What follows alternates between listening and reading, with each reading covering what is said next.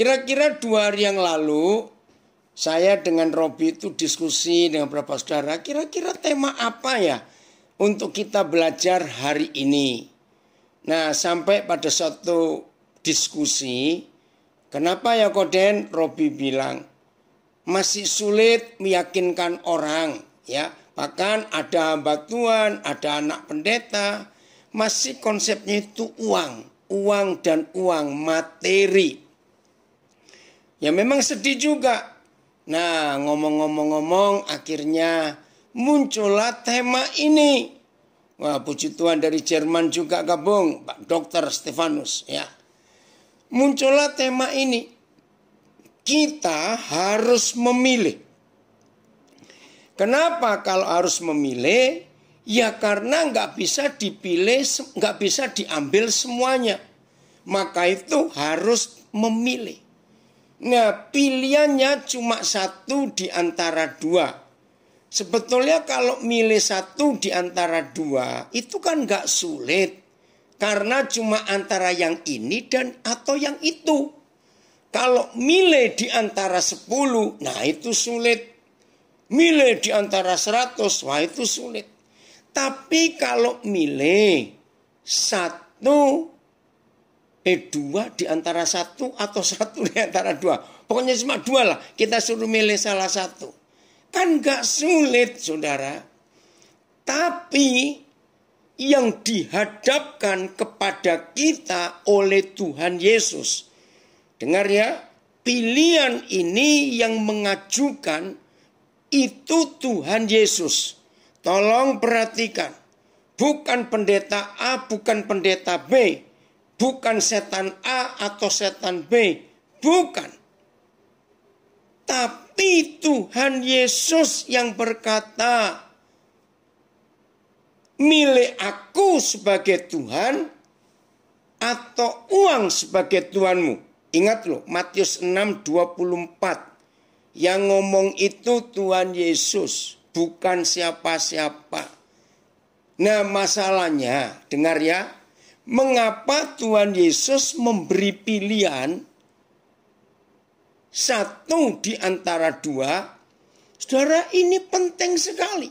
Mengapa Tuhan Yesus memberi pilihan 1 di antara 2? Mengapa dia tidak memberi pilihan yang lain? Mengapa?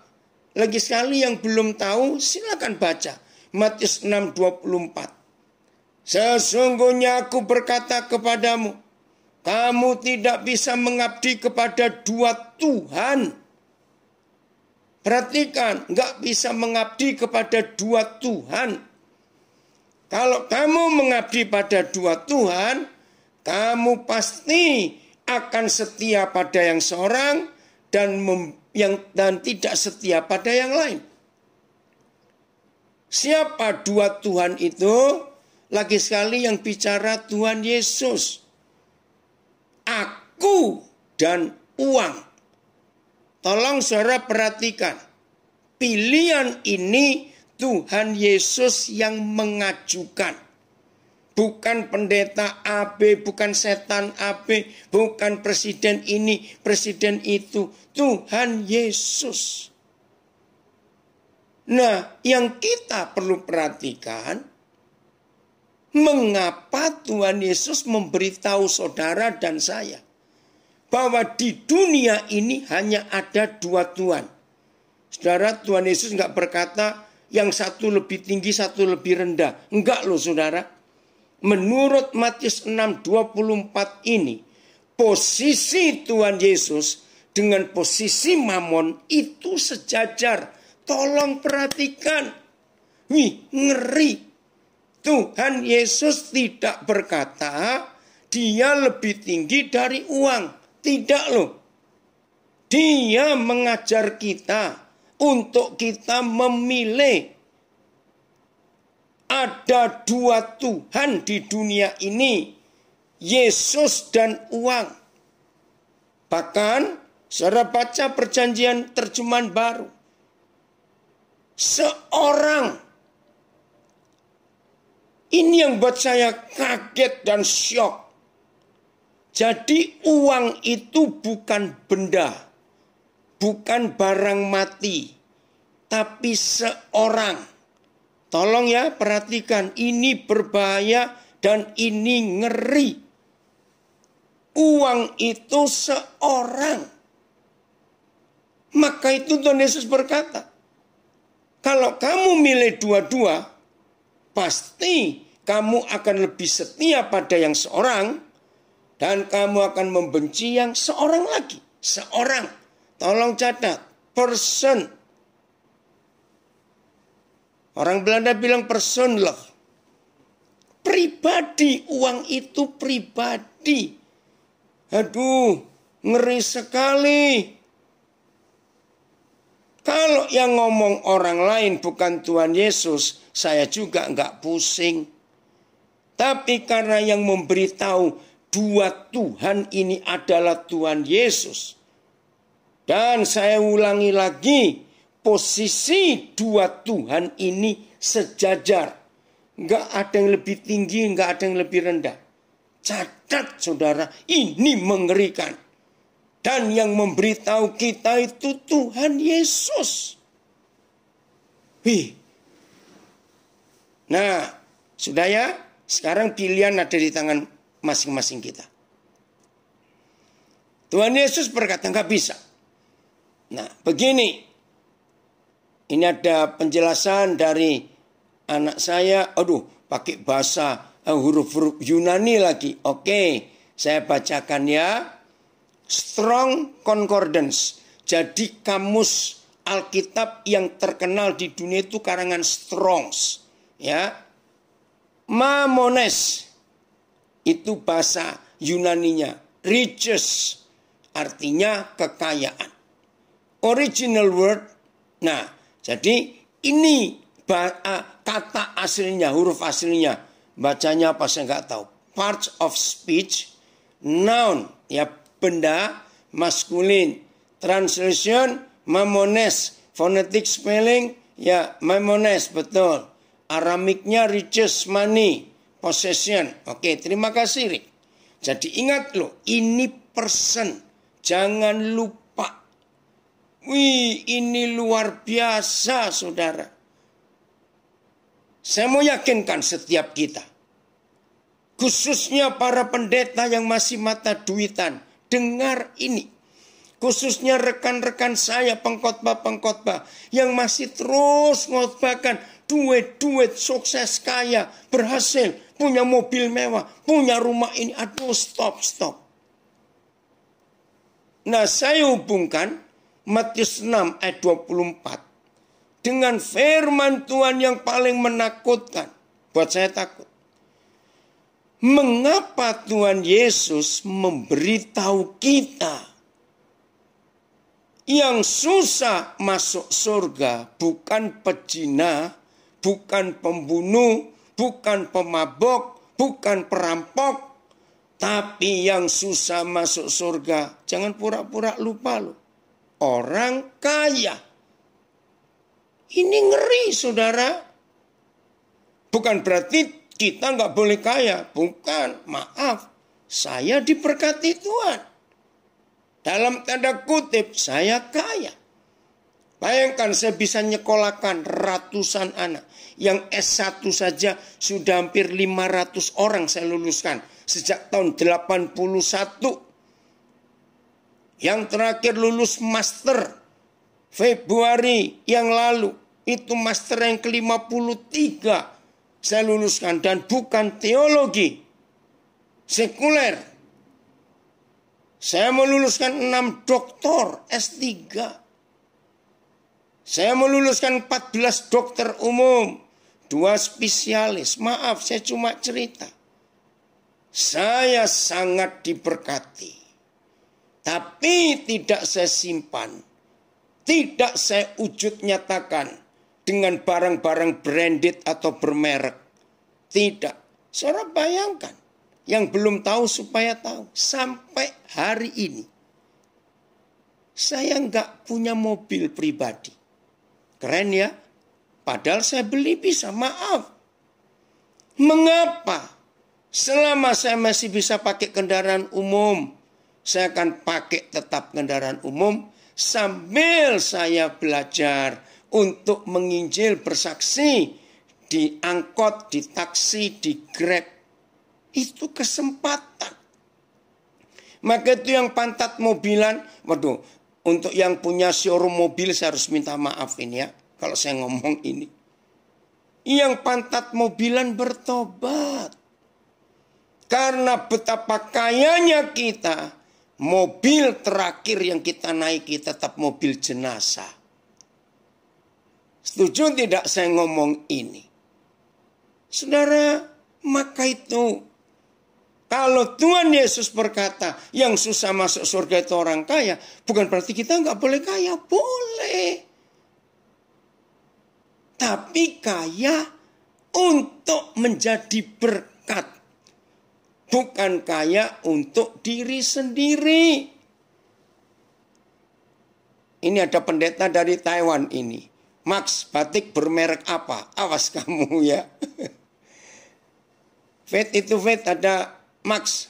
Ya, sama-sama orang Makassar itu. Di Taipei. Itu gembala sidang di Taipei anak saya. Saudara perhatikan. Jadi ini harus kita ingat. Hal yang kedua. Tuhan itu cemburu. Ya, Tuhan itu cemburu. Bahkan namanya cemburuan. Coba kita lihat.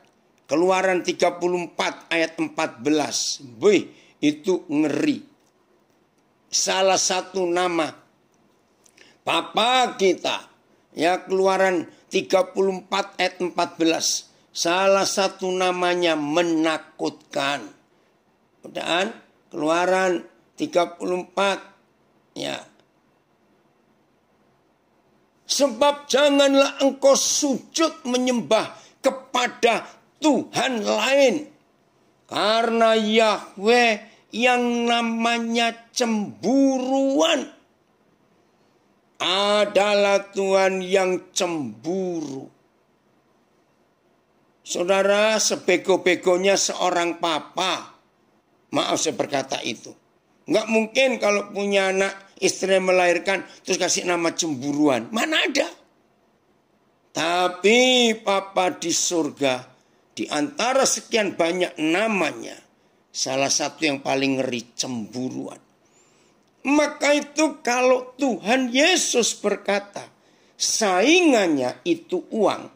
Dan perhatikan, kekuatan uang itu sama dengan kekuatan Tuhan. Maka dia tidak mau disaingi. Karena namanya adalah cemburuan. Sebab dia adalah Tuhan yang cemburu. Nah, masalahnya saudara, sebelum kita lanjut, masalahnya sulit untuk melepaskan salah satu dari dua Tuhan ini. Saya minta saudara jujur. Dengar kalimat ini. Ternyata sulit untuk melepaskan salah satu dari dua Tuhan ini. Maka itu walaupun pendeta-pendeta hebat, sulit untuk berhenti khotbah tentang perpuluhan, tentang berkat. Bahkan selama pandemik ini gak ada kebaktian. Kemarin pagi saya masih dapat telepon dari Gorontalo. Dia bilang, saya harus bagaimana? Ibadah online. Tapi yang khotbah tetap mengingatkan jangan lupa perpuluhannya. Walaupun kita nggak ibadah di gereja. Saya bilang cepat keluar dari gereja itu. Sebelum kamu masuk neraka bersama pendetanya. Karena khotbahnya duit terus. Maaf saya berkata. Saya ulangi lagi. Mengapa kita sulit untuk memilih salah satu dari dua ini? Karena secara fakta dua Tuhan ini kita butuhkan dua-dua. Nggak ada orang berkata nggak butuh duit, betul? Orang mati aja nggak ada yang gratis. apalagi yang hidup.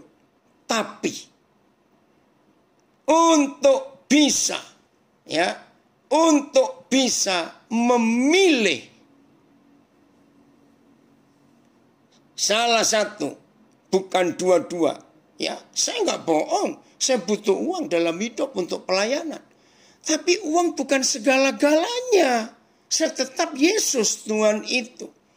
Nah, untuk bisa menang, supaya saudara bisa memilih Tuhan yang benar, yaitu Yesus Kristus, maka saudara harus mampu, sanggup, bisa berkata cukup. Oh, ini keren. Ternyata untuk bisa memilih Yesus satu-satunya Tuhan, maka saudara dan saya hanya perlu sikap hati, perlu mental, perlu konsep berpikir, berkata cukup. Karena kalau kita bisa berkata cukup, maka dapat berapa banyak pun, saudara, Tuhan akan tetap jadi pilihan kita yang pertama. Ini yang luar biasa. Hebat sekali Tuhan. Saya cuma memberi kesaksian, saudara. Saya lupa tahun berapa. Tolong yang ingat. Ya. Pesawat Silk Air yang terbang dari Cengkareng menuju Singapura, lalu meledak di atas Sungai Musi, Palembang. Ya, saya lupa tahun berapa. Nah, di dalam pesawat itu ada satu teman baik saya. Dan itu kisahnya mengerikan. Nggak tahu itu kenapa, saya juga nggak bisa jawab sampai hari ini. Mereka berempat. Suami istri dengan 2 anak laki-laki. Masih kecil waktu itu.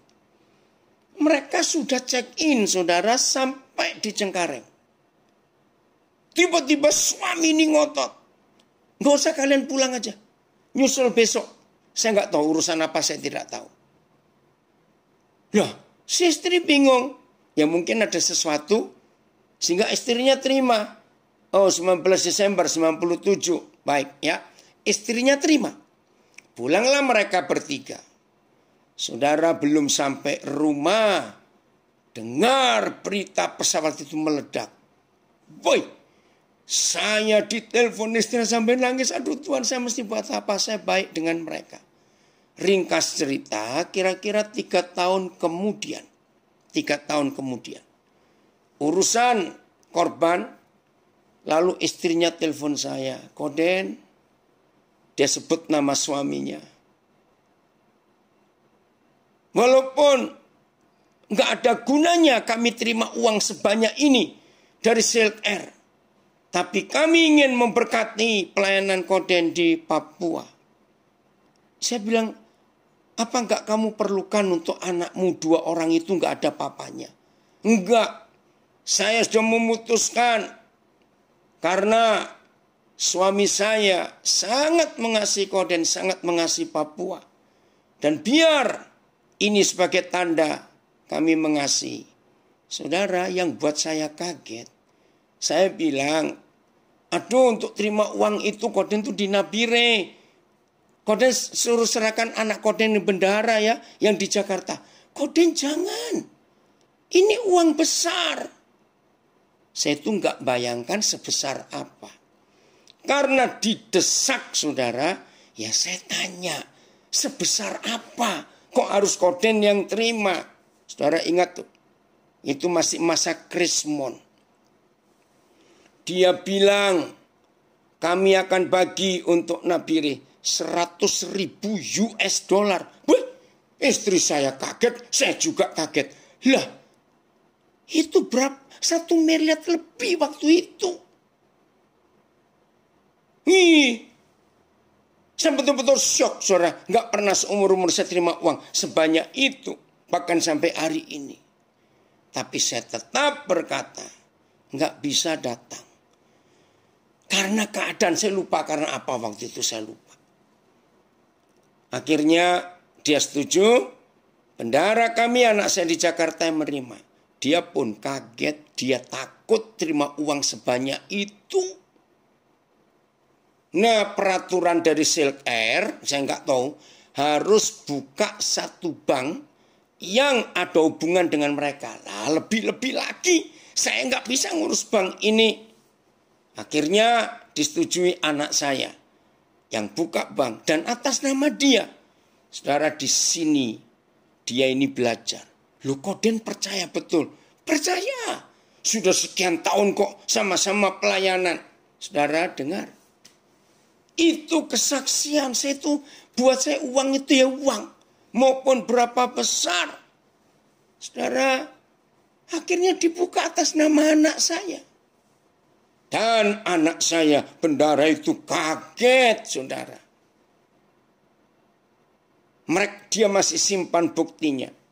Tidak ada 1 rupiah pun atau 1 US dollar pun yang saya pakai. Dibagi langsung 3 bulan habis untuk pelayanan.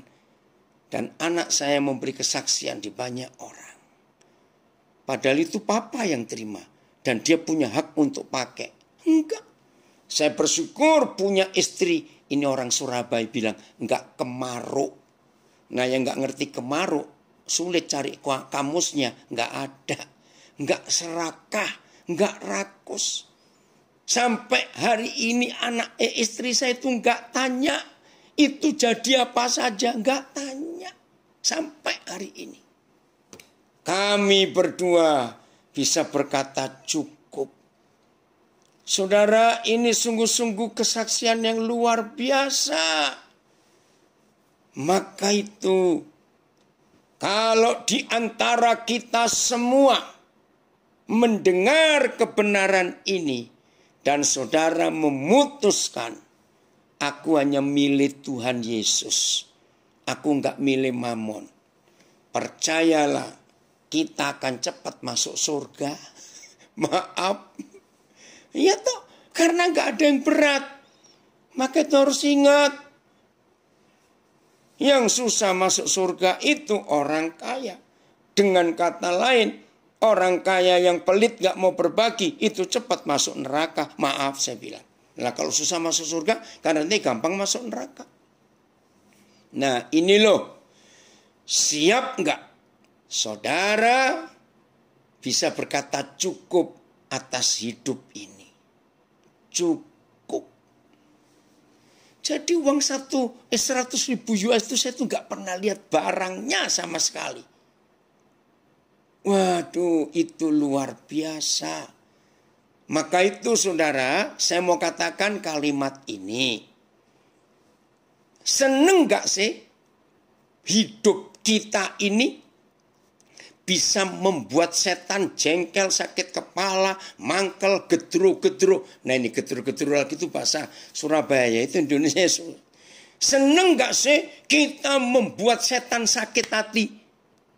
Saya seneng saudara, membuat mereka marah, gergetan, teriak-teriak. Itu makin seneng saya melihat setan kayak begitu. Nah, satu-satunya cara untuk hidup membuat setan jengkel, sakit hati, setan stroke, setan mencret-mencret, setan sakit kepala, setan macam-macam.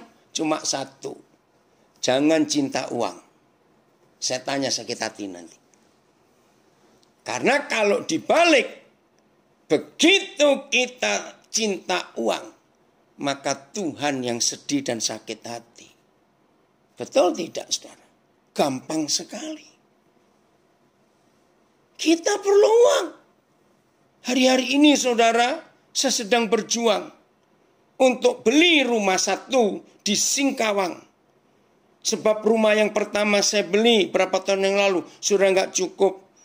Apa sebabnya? Saya menampung orang-orang yang direhabilitasi narkoba. Yang kedua, saya menampung anak-anak yang lulus penjara, saya berikan tempat. Hari-hari ini saya lagi nego. Itu rumah dijual pas samping kanan rumah yang saya miliki pertama. Yang kedua, ini di Jambi. Ada sebidang tanah yang ditawarkan untuk perluasan sekolah yang saya bangun di Jambi berapa belas tahun yang lampau.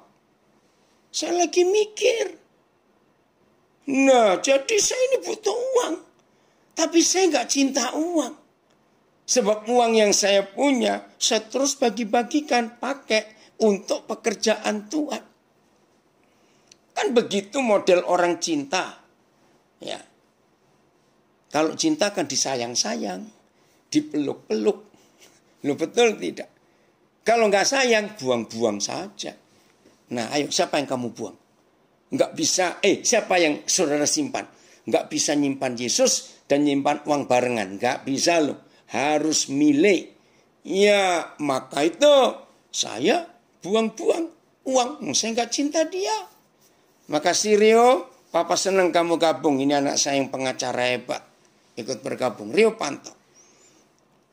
Jadi saudara, Bu Acialuya, ini ada orang Hokian ini. Iya, saudara, jadi hari ini kita harus milih. Nggak bisa dua-dua. Oke. Dengarkan kalimat ini. Jangan pernah berkata berkat Tuhan itu uang.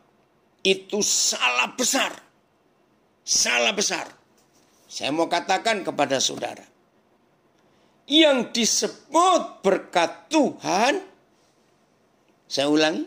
Yang disebut berkat Tuhan adalah segala sesuatu yang tidak ada hubungannya dengan uang. Atau saya balik.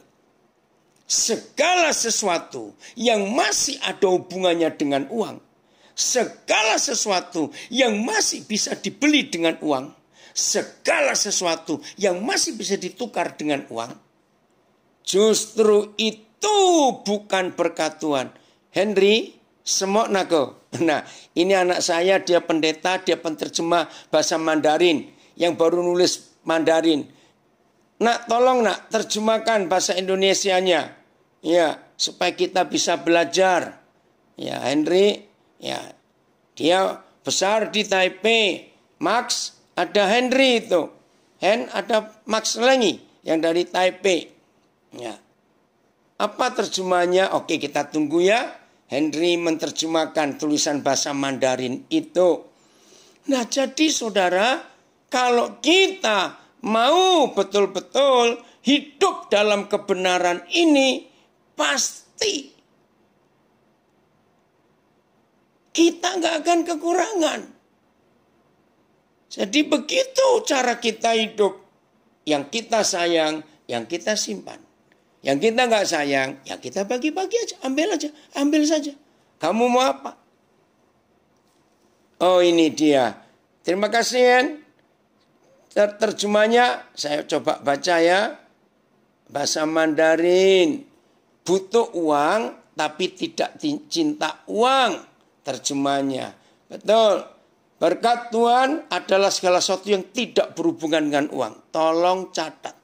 Jadi, kalau apa-apa masih bisa diurus dengan uang, itu bukan berkat Tuhan.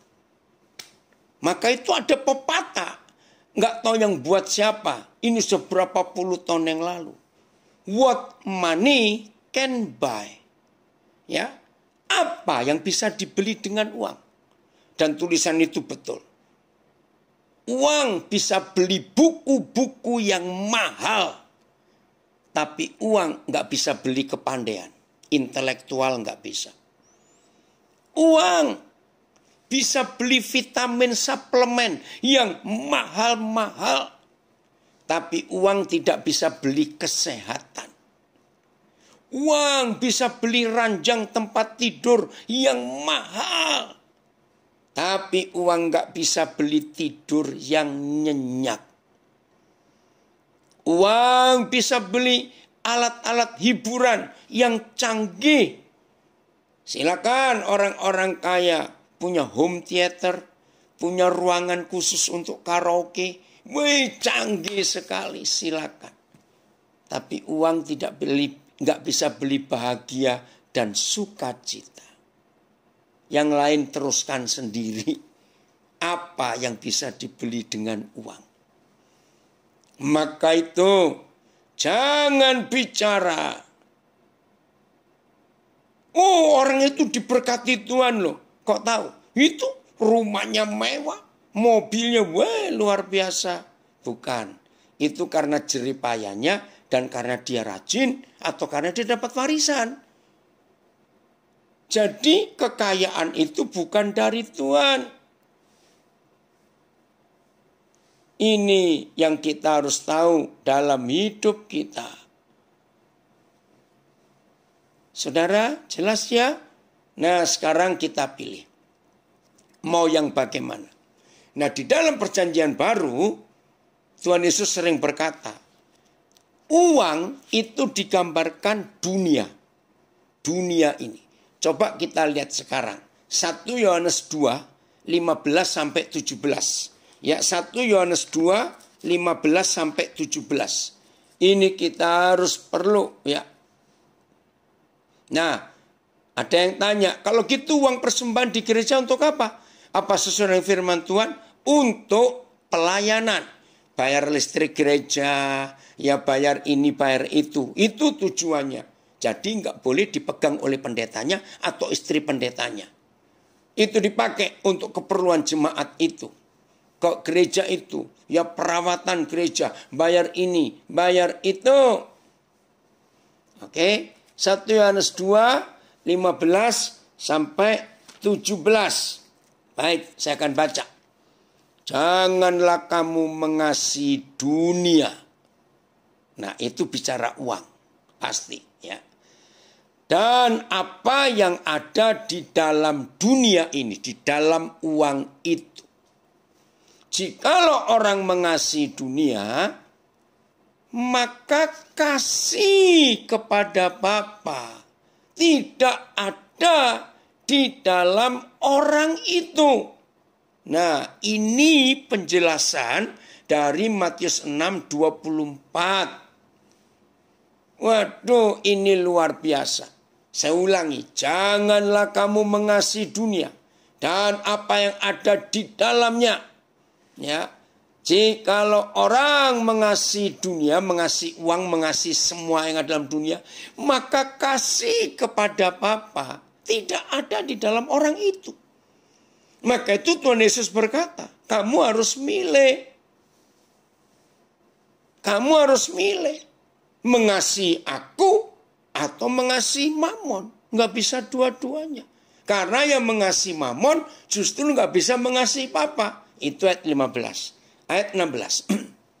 Sebab semua yang ada di dalam dunia, semua. Sebut berlian, saudara punya berlian berapa kilo, punya emas berapa kuintal, punya tanah berapa ribu hektar, punya rumah mewah berapa, punya mobil mewah berapa, punya jam Rolex sekian ratus koleksinya. Sudahlah sebut, punya apa saja. Ternyata sebab semua yang ada di dalam dunia, yaitu keinginan daging, keinginan mata, serta keangkuhan hidup, bukanlah berasal dari Bapa, melainkan dari dunia. Oke, ini Pak Bernard, saya nggak tahu Bernard dari mana, tapi ini orang Hokkien. Cari uang tidak akan ada habisnya, betul. Nah, ini bahasa Jawanya, saya baca. Kowe kabeh aja padha nresnani donya lan samubarang kang ana ing kono. Menawa wong nresnani donya iku ora kadunungan katresnan marang Sang Rama. Betul. Jadi orang yang mengasihi dunia nggak bisa mengasihi Bapa. Nah, lihat. Apa yang ada di dalam dunia? Ada 3 hal. Satu, keinginan hawa nafsu, daging. Dua, keinginan mata. Wih, lihat, kemarin malam saya nggak tahu ada yang kontak saya karena dia dapat nomor saya dari Zoom. Dia tanya, kenapa Pak hidup saya ini terus masalah dengan uang? Nah, saya ajari dia, coba periksa. Yang kamu belanjakan itu yang kamu butuhkan atau yang kamu inginkan. Itu kalau keinginan mata dituruti, bangkrut. Apa itu keinginan mata? Mata handphonean. Banyak toh orang kusok ganti-ganti HP. Mata mobilan. Ya, mata apa saja. Terserah, saudara terbelenggu dengan keinginan apa.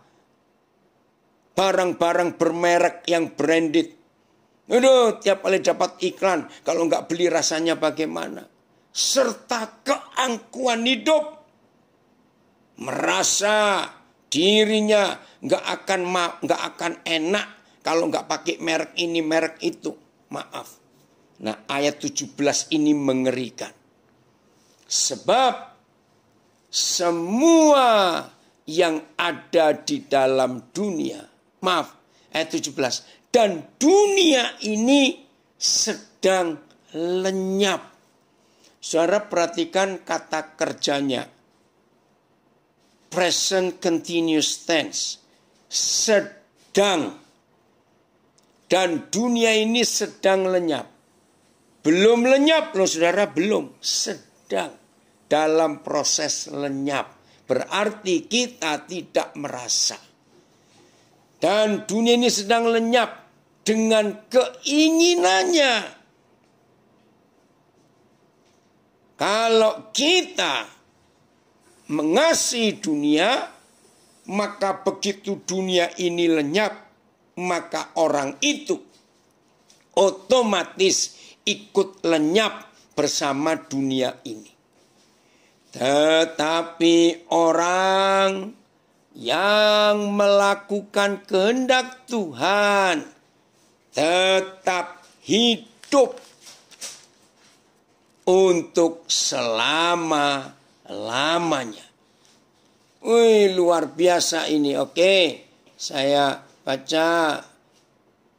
Eka ngirim The Passion ya. Apa ini Eka? The Passion ya. For all that the world can offer us. Jadi apa saja yang dunia tawarkan kepada kita. The gratification. Nah, saudara ingat? Gratifikasi. Itu KPK paling suka kata ini. Itu dapat hadiah. Belum lama Presiden Joko Widodo menyerahkan gratifikasi dari banyak kepala negara. Itu benda-benda berharga. Jumlahnya miliar diserahkan ke KPK. Ya, the gratification of our flesh. Hadiah dari kedagingan kita. The allurement of the things of the world. Hal-hal yang merangsang, yang membawa tertarik. Hal-hal benda-benda di dunia ini. And the obsession with status and importance. Jadi dengan obsesi untuk menaikkan derajat dan status kepentingan kita. Ngeri. None of these things come from the Father. Semua hal-hal duniawi itu tidak berasal dari Tuhan. Tapi but from the world. This world and its desires. Dan dunia ini bersama dengan semua keinginannya are in the process of passing away. Present continuous tense. Dalam proses untuk lenyap pelan-pelan. But those who love to do the will of God live forever. Tapi orang yang mengerjakan kehendak Tuhan akan hidup sampai selama-lamanya. FAYH. Karena segala perkara dunia ini, keinginan-keinginan jahat ini, kegilaan seks, keinginan membeli segala sesuatu yang menarik hati, dan kecongkakan yang datang dari kekayaan dan kebesaran, bukan berasal dari Tuhan, melainkan dari dunia yang jahat ini. Itu terjemahan FAYH. Rifan, apa kabar kamu? Sudah lama papa nggak dengar kabar. Terus ayat 17 FAYH. Dunia ini akan lenyap. Dan segala hal yang jahat serta terlarang itu akan ikut lenyap. Tetapi barang siapa tetap melakukan kehendak Tuhan, ia akan hidup kekal. Terima kasih Mario untuk kirim FAYH ini. Maka itu saudara, kita harus perhatikan baik-baik. Oh, ini Bernard. Oke, yang dari Batam. Ya, karena banyak orang nama Bernard. Jelas ya saudara? Nah sekarang pilihan kita. Mau bagaimana? Oke, saya akan carikan. Dalam Yakobus pasal yang keempat. Yakobus 4 mulai ayat 4 sampai 7. Hai kamu, orang-orang yang tidak setia. Aduh, nggak enak sekali. Tidak setia. Nah, kalau tidak setia, langsung kita mikir perselingkuhan. Betul enggak? Kalau tidak setia, kita mesti pikir selingkuh. Hai kamu orang yang tidak setia.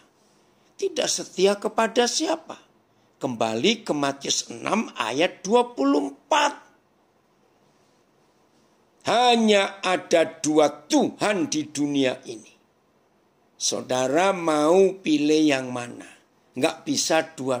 Tetap aja Yakobus 4 supaya enggak bolak-balik. Kita harus milih salah satu dari 2 Tuhan. Kita harus setia kepada yang satu. Dan kita enggak boleh tidak setia kepada Tuhan Yesus.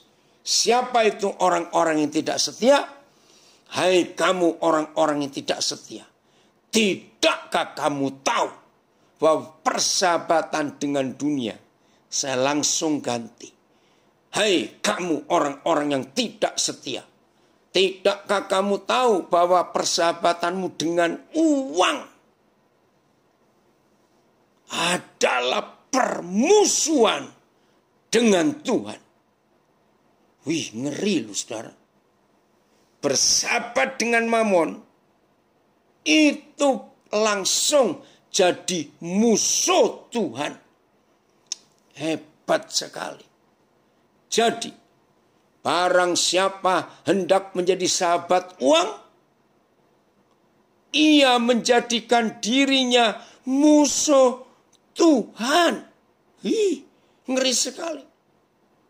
Janganlah kamu menyangka bahwa kitab suci tanpa alasan berkata roh yang ditempatkan Tuhan dalam diri kita diingininya dengan cemburu. Nah, kata cemburu tidak setia. Roh Kudus itu menolong kita untuk setia kepada Tuhan. Tapi kalau kita cinta uang, berarti kita selingkuh dengan uang. Dan kita tidak setia kepada Tuhan Yesus. Tuhan cemburu, namanya cemburuan. Jangan lupa tadi Keluaran 34 ayat 14. Di Yakobus 4 diulangi lagi. Diingininya dengan cemburu. Ayat 6. Tetapi kasih karunia yang dianugerahkannya kepada kita lebih besar daripada uang itu. Karena itu ia katakan, nah ini hubungannya. Jadi kalau masih ada yang takut miskin, takut gak punya uang, nanti takut susah, bagaimana hidup? Lihat Yakobus 4 ayat mana tadi? Ayat 6. Ini luar biasa. Terima kasih Bapak. Dengar ya, ini firman dahsyat sekali. Tetapi kasih karunia yang dianugerahkannya, diberikan gratis kepada kita dari Bapa, lebih besar daripada uang itu. Karena itu Bapa katakan, Tuhan menentang orang yang congkak, tetapi mengasihi orang yang rendah hati. Karena itu tunduklah kepada Tuhan, bukan kepada uang. Maka kalau saudara dan saya bisa tunduk kepada Tuhan, maka uang itu jadi lawan kita. Dan lawanlah iblis, itulah uang. Maka ia akan lari daripadamu. Berarti menurut ayat 7, kalau ada murid Yesus, pendeta, pengkhotbah, tunduk kepada uang, hidupnya diatur oleh uang, hidupnya dikuasai uang, khotbahnya uang, berkat mobil mewah, rumah mewah, jam mewah, barang bermerek, sepatu, baju, tas, dompet, semuanya. Menurut Yakobus 4 ayat 7, orang Kristen pendeta yang tunduk kepada uang, pasti dia akan melawan Yesus. Karena ayat 7 Yakobus 4 berkata, tetapi karena itu kalau kita tunduk kepada Tuhan, maka iblis jadi lawan kita. Dan iblisnya lari. Tapi sebaliknya kalau kita tunduk kepada uang, maka yang kita lawan adalah Tuhan Yesus. Dan kalau Tuhan Yesus yang kita lawan, maka Yesusnya yang lari dari kita. Ngerti enggak? Maka itu tema yang Pak Robi pilih. Hari ini milih. Mau cinta Tuhan Yesus atau cinta uang? Karena kalau kita cinta uang, kita mengusir Tuhan Yesus. Kalau kita cinta Tuhan Yesus, kita mengusir uang. Maka itu enggak main-main. Ya, lanjut. Mendekatlah kepada Tuhan. Ya, ayat 8. Mendekatlah kepada Tuhan, dan Ia akan mendekat kepadamu. Tahirkanlah tanganmu, sucikan tanganmu. Maaf, ayat berapa? Ya, hai kamu orang-orang berdosa, dan sucikanlah hatimu. Oh Tuhan, jangan. Lihat kalimat terakhir ayat 8. Hai kamu yang mendua hati. Masih ingat ya? Matius 6:24 lagi sekali. Mendua hati terhadap siapa? Terhadap Tuhan Yesus. Karena saingan Tuhan Yesus itu cuma uang. Dia yang memberitahu kita uang itu juga Tuhan. Yang kekuatannya sama dengan dia. Maka itu kita nggak boleh mendua hati. Saya ulangi. Coba ayat 8 Yakobus 4 pakai berapa terjemahan? Ingin tahu apa? Oh, ini saya baca Yakobus 4 ayat 4 AYT. AYT itu cuma apa, Mario? Hai kamu para pezina, tidak tahukah kamu bahwa persahabatan dengan dunia berarti permusuhan dengan Tuhan? Karena itu siapapun yang ingin bersahabat dengan dunia, dia menjadikan dirinya musuh Tuhan. Ya, oke. Ayat 5. Apakah kamu pikir kitab suci tanpa alasan berkata, roh yang ditempatkan Tuhan dalam diri kita diingini dengan cemburu? Sama. Namun Tuhan memberikan anugerah yang lebih lagi. Karena kitab suci berkata, Tuhan menentang orang yang sombong. Oke, Ber, ini anak saya di Surabaya. Sambil giling-giling mie, dengerin firman. Karena dia buka warung mie. Masih di Ciwok ya, di Citraland. Saya baca terjemahan lain. Ayatnya sudah. Oh ya, ayat 8 Yakobus 4. Mendekatlah kepada Tuhan dan Dia akan mendekat kepadamu. Bersihkanlah tanganmu, hai orang-orang berdosa. Dan murnikanlah hatimu, hai orang-orang yang mendua hati. BIS. Dekatilah Tuhan. Dan Tuhan pun akan mendekati kalian. Bersihkanlah tanganmu, kalian yang berdosa. Dan jernihkanlah hatimu, kalian yang bercabang hati. Bersihkanlah hatimu, hai orang-orang yang bimbang. Ya, yang mendua hati. Wahai kamu yang munafik. Itu terjemahnya. Saudara, jadi Tuhan kita nggak mau dimadu. Nggak mau diduakan. Tidak mau. bagian terakhir, untuk meyakinkan kita bahwa uang itu kekuatannya sama dengan Tuhan. Matius 28 mulai ayat 11. Coba saya cek. Matius 28. Kita lihat ayat ini supaya kita makin berkenan kepada Tuhan. Ya, Matius 28 ayat 11. Betul. Mulai 11-nya judulnya lihat itu. Dusta Mahkamah Agama. Wih, hebat sekali.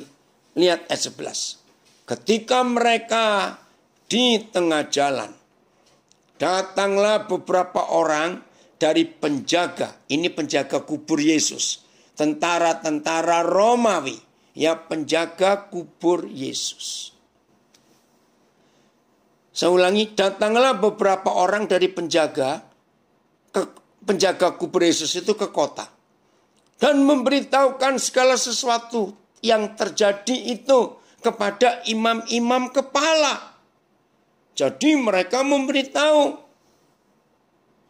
Artinya, Yesus bangkit. Kami sedang berjaga-jaga. Tiba-tiba malaikat datang. Membuka pintu kubur batu yang besar itu. Mereka itu melihat Yesus bangkit. Tapi inilah imam-imam kepala. Orang-orang yang mata duitan itu, maaf saya berkata. Dan roh itu masih ada di dalam gereja Tuhan sampai hari ini. Ayat 12. Dan sesudah berunding dengan tua-tua, mereka mengambil keputusan. Lalu, nah ini dia, memberikan sejumlah besar uang kepada serdadu-serdadu itu, kepada penjaga-penjaga kubur yang menjadi saksi mata loh, Yesus bangkit. Saudara, ternyata money politik uang itu enggak terjadi di hari-hari ini. Sudah ribuan tahun yang lalu. Dan menurut Matius 28 ini, politik uang itu keluarnya dari kantor-kantor sinode beberapa gereja. Maaf saya berkata. Loh, apa hubungannya? Nah, imam-imam kepala itu kan sekarang pemimpin-pemimpin tinggi di kantor-kantor sinode. Maaf. Maka itu bukan rahasia lagi. Hampir semua sinode, hampir semua, saya nggak berkata semua. Kalau mereka ada sidang sinode, biasanya 5 tahun sekali atau 4 tahun sekali, tergantung ADART sinode itu. Ngeri, saudara. Berapa belas tahun terakhir, kalau ada sidang sinode dan mau pergantian ketua, politik uang berjalan. Itu pendeta-pendeta yang ada di sinode gereja itu nginep di hotel-hotel untuk ikut sinode, sudah dikasih amplop dulu untuk milih orang tertentu. Gila enggak? Maka itu saya berani berkata seperti ini. Bahwa politik uang sudah terjadi berapa ribu tahun yang lalu. Oke, dapat uang toh? Ayat 13. Begini pesannya yang terima uang. Ya, begini pesannya.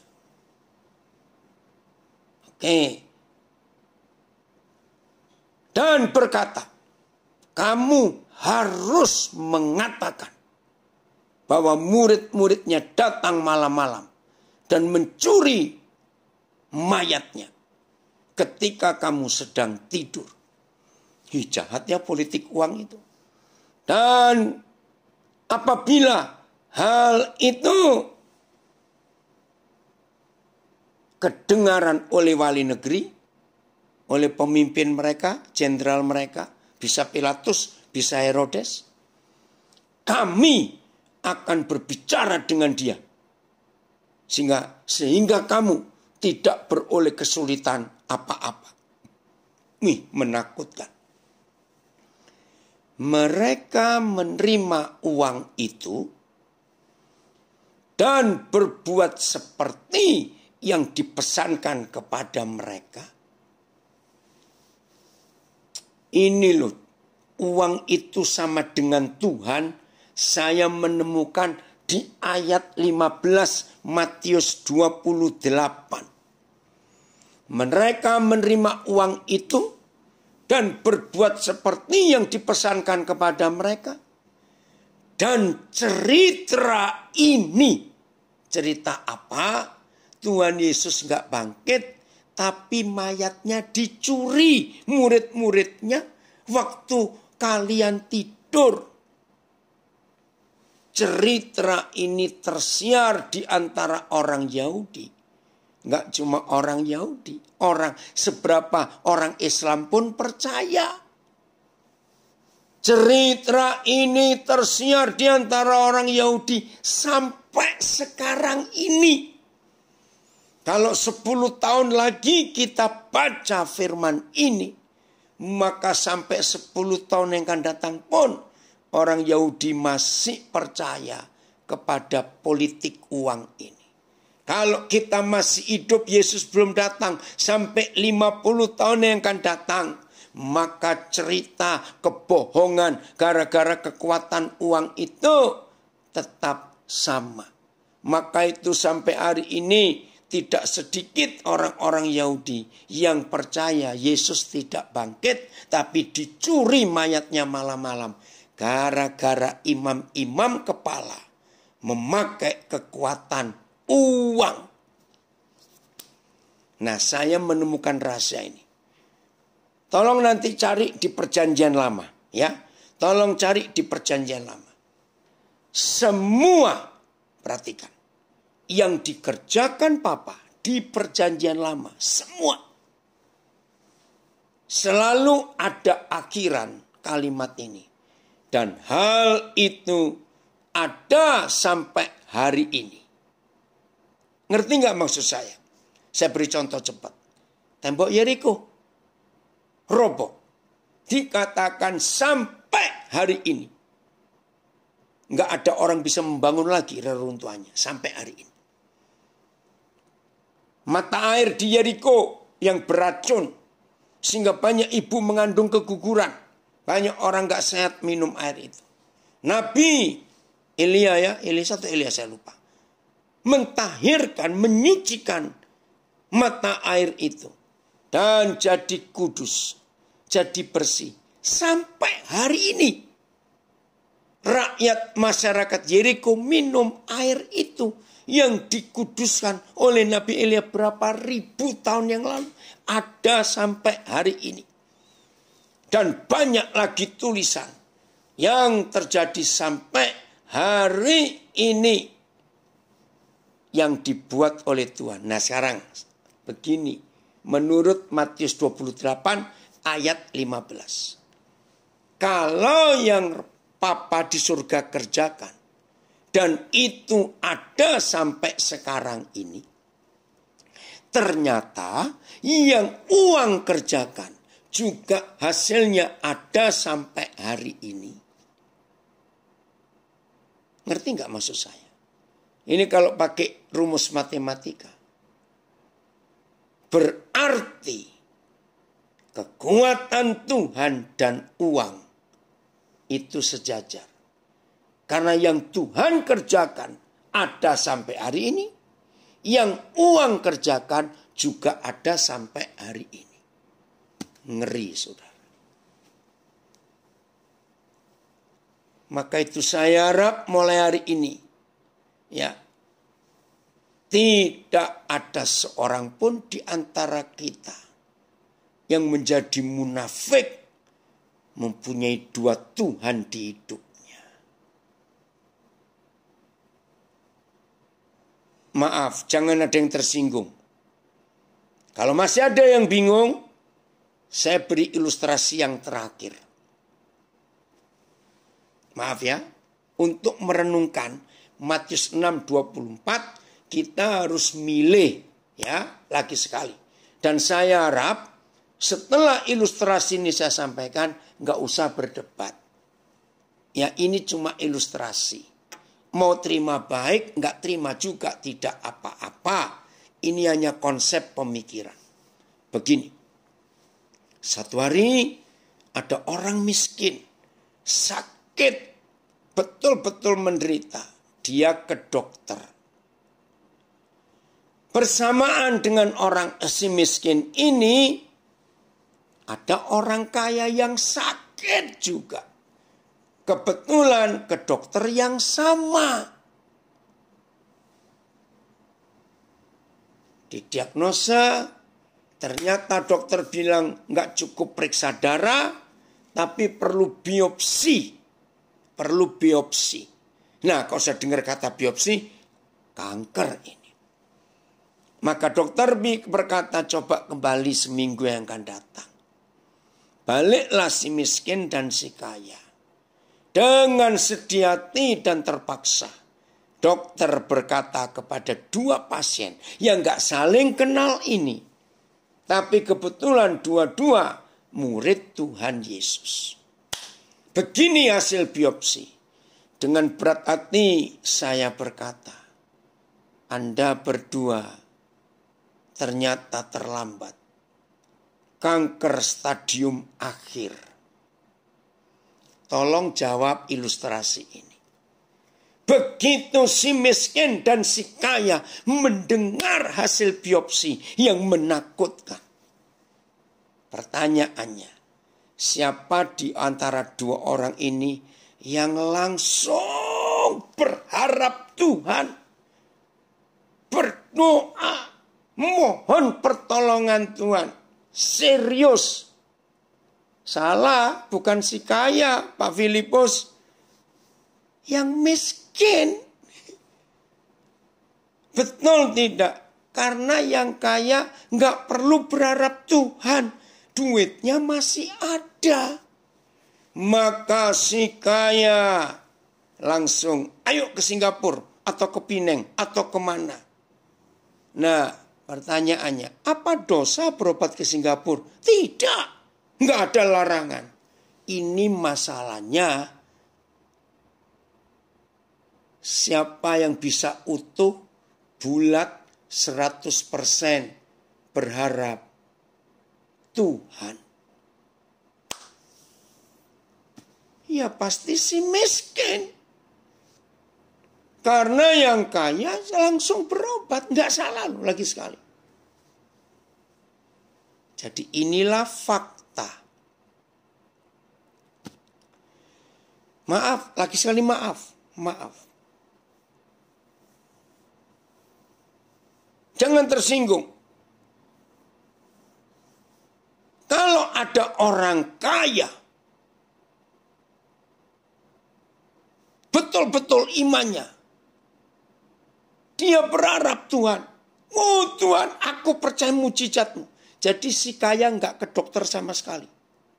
Ada. Karena memang dia percaya Tuhan.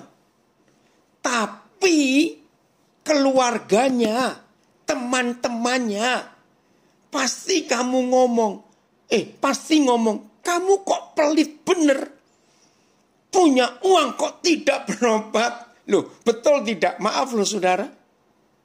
Loh, saya tanya iya atau tidak? Pasti keluarganya, teman-temannya ngomong. Pelit bener kamu. Punya uang kok nggak mau ke dokter. Loh, padahal dia bukan pelit. Dia mau mengandalkan Tuhan. Ya itulah susah. Duitnya awe-awe. Tahu kata awe-awe? Uangnya panggil-panggil. Lah untuk apa? Kalau nggak dipakai punya uang segitu banyak. Nah ini loh masalahnya. Jadi kalau gitu terserah dah.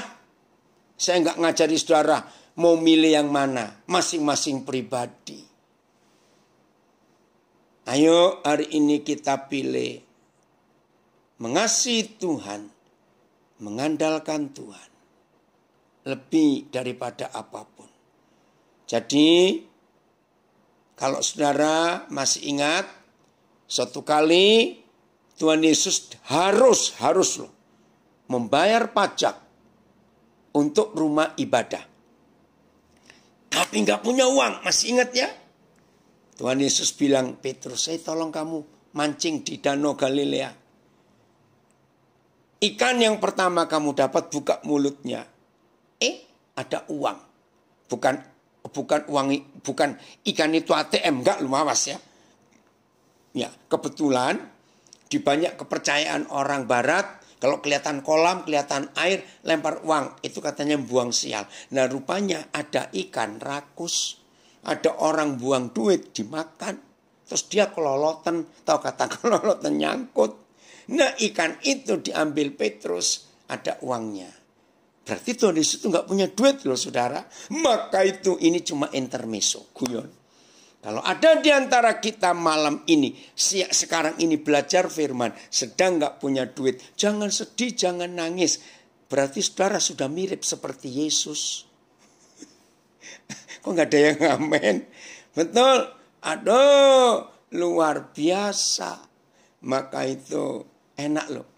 Yang nggak punya duit itu enak. Tenang-tenang, harap Tuhan saja. Oh, puji Tuhan. Kalau ada, yuk kita bagi, kita berkati orang lain. Ayat terakhir, saya serahkan nanti pada Pak Robi setelah ini.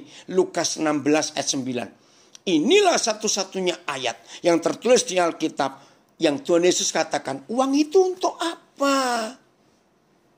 Ini dia, Lukas 16 ayat 9. Ya. Dan sesungguhnya aku berkata kepadamu, ikatlah persahabatan dengan mempergunakan mamon yang tidak jujur, uang yang tidak jujur. Ya.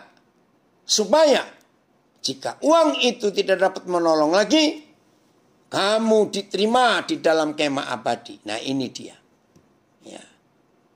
Oke, ini anak saya di rumah Nabire. Ya, mancing di belakang kan ada kolam, Ramon. Saudara, Tuhan Yesus berkata, uang itu untuk menjalin persahabatan. Oh. Kan Seju, Suha, ya, mata saya Kunyang di Taipei, itu tadi bilang Cece. Ya, saudara, kalau kita menggenapi ayat 9 Lukas 16 ini, berarti uang itu untuk menjalin persahabatan. Itu artinya untuk penginjilan.